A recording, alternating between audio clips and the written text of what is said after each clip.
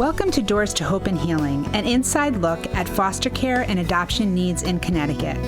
My name is Jacqueline Ford. I have had the honor of working for the department for close to 30 years, and although I may be familiar with many of the topics I bring to you, I have invited experts in those fields to help dispel the myths and misconceptions that often act as barriers. Join us as we open our doors to an inside look at the Department of Children and Families. Rodney, thank you so much for joining us on Doors to Hope and Healing. It's a pleasure to have you on the set today. Thank you, appreciate it. With this being Social Work Appreciation Month, it's really an honor to have you on our show because your social work practice is something that we would love to have mirrored throughout our entire state, throughout all the social workers that we work with. And this show is an opportunity to share with our viewers the great work that's being done at our department, and an opportunity to dispel some of those myths and misconceptions that often surround our work. So thank you so much for being here and affording that opportunity to see kind of the inside of what happens at DCF. When did you first know that you wanted to be a social worker? It goes back to when I was a child. I actually grew up in a house with my grandmother and my mom, and my grandmother at the time was a long-time foster parent. Wow. I just didn't know that she was a foster parent. I just thought a whole bunch of our cousins were coming over and staying and leaving and coming and going. So, I later learned, I think it was around like 11 or 12, my mom kind of explained to me that these were foster children that were coming to our home. And the ones that stayed, my grandmother adopted, and the other ones that didn't either, went back home or went to live somewhere else. So, I always felt bad when I learned about the situations that they were in, and I always wanted to be someone that helped families and helped kids.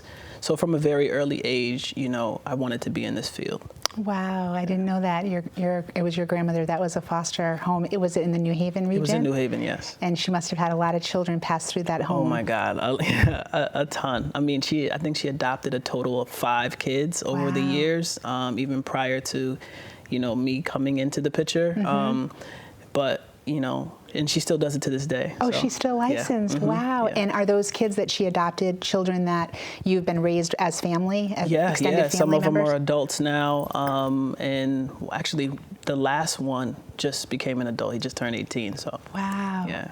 So tell me, when did you start working for DCF? Started working for DCF 5 years ago, 2015, January. So I just had my 5-year anniversary. So. Wow. And exciting. You've done such great work in those 5 years. Yeah. Can you talk about the different positions that you've held at the agency? Yeah. Well, as a trainee, I was in ongoing services. Shortly after that, I kind of went into the permanency unit, which was really, really exciting and eye-opening. During that time, too, I was in school at UConn getting my master's degree, so I was actually interning in the FASU unit, which was another eye-opening experience, seeing things from that perspective. But after permanency, I went into investigations. That's really where I wanted to be. I wanted to kind of be on the front line, the first contact that our family saw, and I did that. I did that for a while. So and now I'm back in ongoing services, but that was a good experience. What's your role right now? I'm currently a social work supervisor in ongoing services in New Haven office. That's great. Yeah. And you also participated, I believe, in the mentoring program? Yes. So can you talk a little bit about that experience? Oh, wow. Yes, actually, the mentoring program kind of was introduced to me by our now commissioner, Vanessa. She talked to me about it, and, I applied for it, and I got matched with Kim Meiseglan, such an amazing person. And that experience was not really what I expected it to be. You hear about it and they talk about it's such a great opportunity for professional development, all of that stuff, and it was so much more than that. It kind of shed light on different areas of the department. I kind of got an understanding as to why certain policies were in place, why things have changed. You kind of get these memos from central office about what's going to be changing and what's going to be happening that's different, how we're going to engage families. You always kind of wonder why, we're told to kind of implement these things. And, being a part of the mentoring program, I was able to kind of go to different meetings, I even co-facilitated a training for supervisors, kind of shedding light on, from a worker's perspective, what we would want and what kind of support we need from our supervisors, which was amazing. Ken, he sat on the Child Fatality Review Board, so he took me to those meetings. I went to a lot of different meetings with our then Commissioner Katz. So it just kind of opened my eyes to different areas of the department for me to think about what I wanted to do for my professional growth, but also, created a better understanding onto why we do the things we do and the way that we do it. So, and it makes sense. It makes sense absolutely. Now from your perspective. Yeah. Talk to me a little bit about your role as a supervisor. Is it challenging to be a supervisor? At where we are now as an agency. I think it is challenging, especially depending on if you're supervising newer workers to the department. You're kind of responsible of really showing them the ropes and kind of getting them to understand those confusing questions that they may have about why we do certain things, right? That's challenging. Being a support, figuring out how to be the best support that you possibly can, and also giving the right information so that they're delivering the best services to these families. And for me, it's so important for my workers to understand that we play a very, very important role in our families' lives, and any decision that we make can make or break or have an impact on their lives for years to come. And we want to make sure that we're doing what we can, the best that we can, to make sure that we're providing these families with what they need. So for me, it's challenging, and I'm still learning, but I'm more than willing to learn, That means just going to trainings throughout the years, if that means to having, constant communication with my workers about what I don't know about what's going on in the field. So I'm being educated from everywhere. So well, I think that having been with the agency for just 5 years and being where you are right now, it definitely demonstrates your willingness to learn and to grow with the agency. Absolutely. The work that we do as social workers in the field is so difficult. It can be heavy, it can be challenging. From a supervisor perspective, what do you want to leave your workers with at the end of the day? What types of supports do you feel is imperative for you to give to your staff, your unit, at the end of the day? Yeah, this work is very difficult. And I think when I took on this position, what I really wanted to do is I wanted to mirror kind of what I received as a worker. Luckily for me, I had great leaders since, I started DCF, and I wanted to be the same support system that my supervisors were for me. I want my workers to be able to come to me when they have questions, when they're concerned, when they disagree with decisions that I make or some of our leadership team makes. I want them to be able to challenge us and feel comfortable in doing that. But I also want them to feel like they're being supported in a way where they can grow, to either move up or to move, throughout the agency. And I want them to be able to explore different areas of the agency, and not just in this role as a social worker, but in many different roles that the department kind of offers, and see where they best fit, where can they best be of service to these families. I just want them to I want them to be able to walk away from my unit, wherever they decide to go, and say that, their supervisor was supportive and kind of guided them in the right direction. Well, that's wonderful. Yeah. Well, you and I had a chance to meet. It was a pleasure meeting you to talk about a story that truly left a profound impact on me, and will be shared in our spotlight on What's Right, and just highlighting the good work that we're doing internally at the agency. And when I heard that story, I knew that it was going to be important for the viewers of this show to hear about that story because of your impeccable social work ethics in the way that case was managed. And it highlights the value that we place on fatherhood and on the importance of a child being with their birth family in whatever way that we can. So I wanted you to come and talk to us today about that little girl in that story. And I know that some of the information that we have to be careful of what we talk about because of the confidentiality of the case. But can you share with us that story and how it came to your attention and how you kind of followed it through to where it is today? Yeah. This is a story about Natalie. Natalie, I was assigned this case. It came strictly from investigations. Unfortunately, Natalie was removed from her parents' care due to neglect. And when I received the case, I knew at that moment that this case was going to be very important.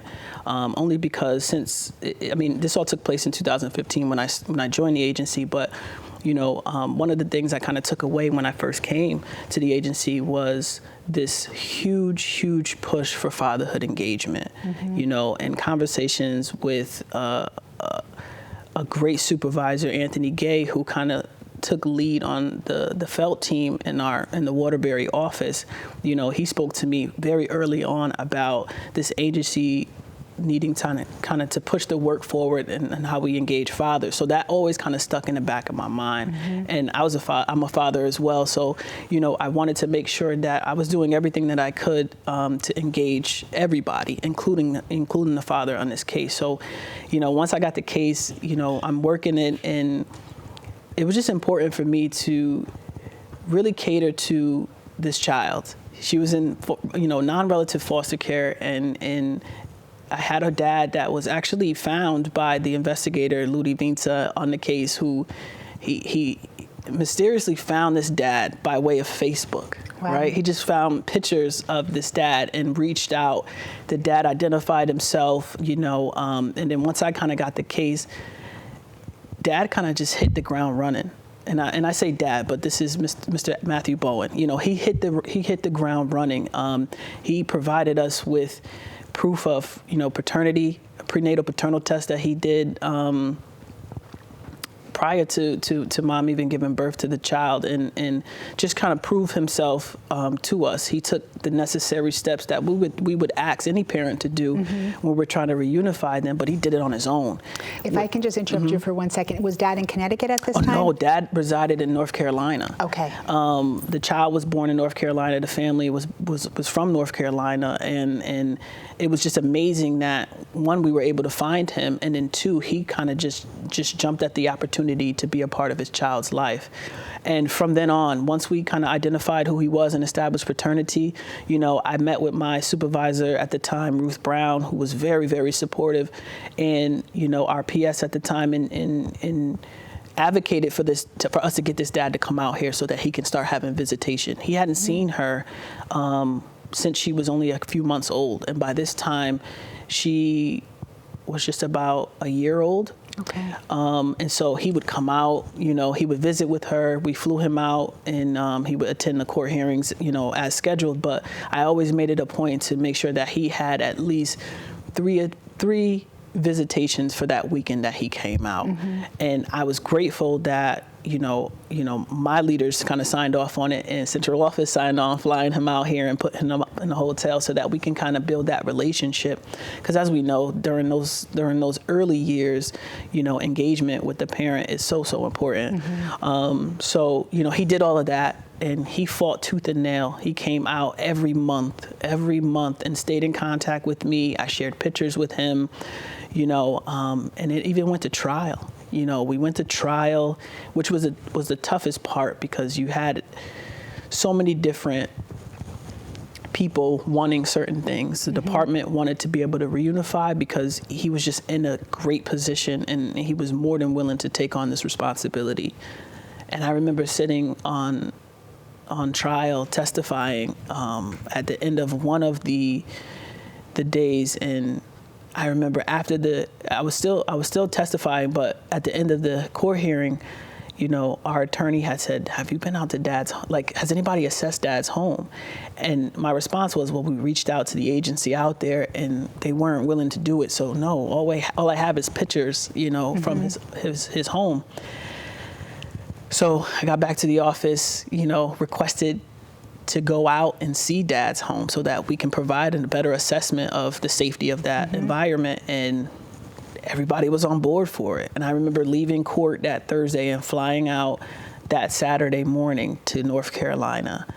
And when I got there, it was a surprise because he had no idea I was coming. I let him know once I was out there. So I got there and he welcomed me, with open arms. He resided with, his parents, and they lived on this big ranch, nice, beautiful red house, and I get there, and what stuck out to me was the home was already set up for her. It was child-proofed already, and even her room, it appeared that she had already lived there. Because she had been living there Because she had been living there prior.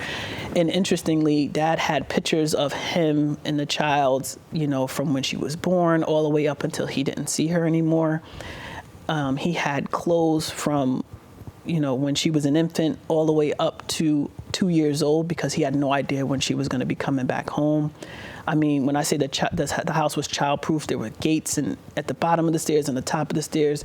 And the only thing that wasn't childproof, interestingly, was he didn't have the outlet plugs in the sockets. And that's easy enough. Right. But what was funny is that he says, I know they're supposed to be these plugs, but I have them all here in the drawer. I took them out after a while, but I have them here.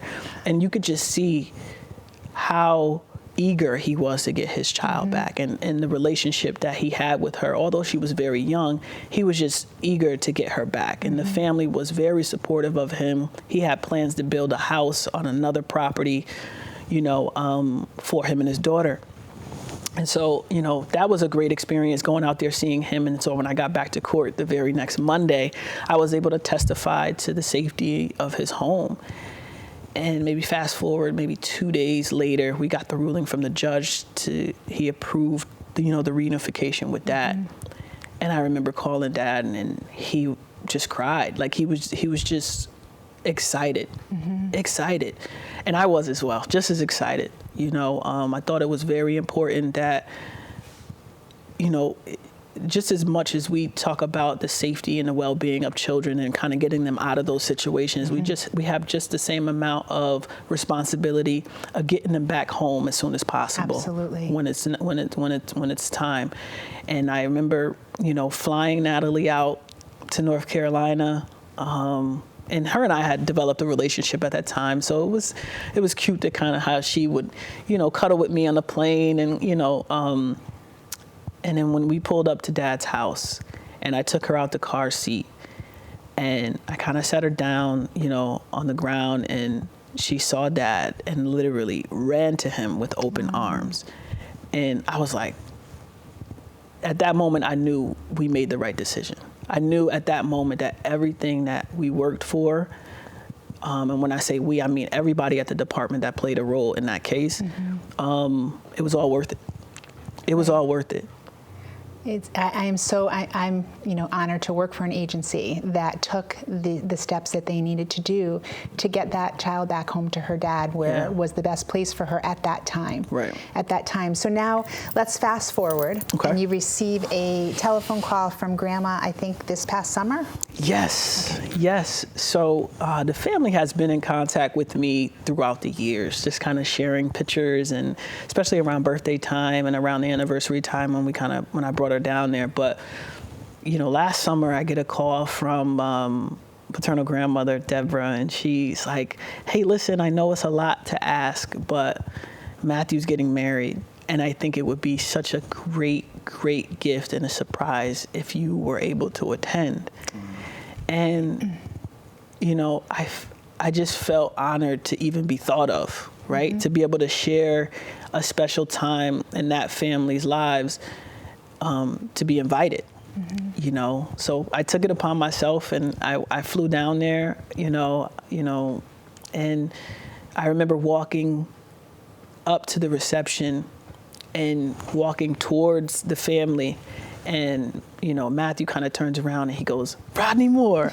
And it was just like, wow, like it was just amazing. It was amazing, and it felt great. And I got a chance to see Natalie, who is now 5 years old in kindergarten, and I think she's going to be skipping a grade, so she may even be in first grade. But yeah, but to see how old she was and how beautiful she is and just how smart she is, it was just a great experience, and I was just happy to be a part of it. Well, I believe that you're the epitome of a strong social worker. I mean, your assessment skills, your kindness, your compassion, and in this case, you really went above and beyond what you needed to do, just based on what is expected of a social worker at DCF to make this happen. And now that child's exactly where she's meant to be, and you've continued to have, a relationship with them, so you can see how well that she's doing. And do you share this story with your unit? Oh, absolutely. I especially when we're talking about fatherhood engagement, I definitely share this story and some other success stories, about reunification and reigniting, children with their families, because I feel like this is a motivator. This is something that they can use to say, okay, it is possible. It is possible to be able to do this work and put on all this hard work and see positive results. And I think that is important for my workers and workers throughout the agency to see that everything that we do, although very difficult, very, very challenging, it's all worth it. It is. It's necessary and it's all worth it. And I think that the story that will be in Spotlight on What's Right, and then this show can highlight that, so that more of our staff and more of the people in the community can see what's possible and how much we do engage our fathers, and how much we value family and having a child either remain with their family or return back to their family timely. So we refer our viewers to our DCF website for the full story on Rodney Moore and this little girl, Natalie. And now I would like to have you watch a video that was brought to us by our Youth Advisory Board. Thank you. As someone who grew up in care without a foster home, I can speak to how challenging that made my life. I was afraid that I was going to be homeless, and I didn't know where I was going to be when I, would have to pack up all my things. It was scary to think that if something happens, who do I turn to? I don't have anybody. I felt like, well, I already have family who don't care, so why would a stranger care about me? Because I couldn't be matched with someone who was willing to give me a chance, I ended up subjected to more trauma in a setting that wasn't appropriate for me. No one wants to be homeless, and, if that's the case, what do you do? What's the plan? I think if I had been matched with a foster home, a lot of things probably wouldn't have happened to me.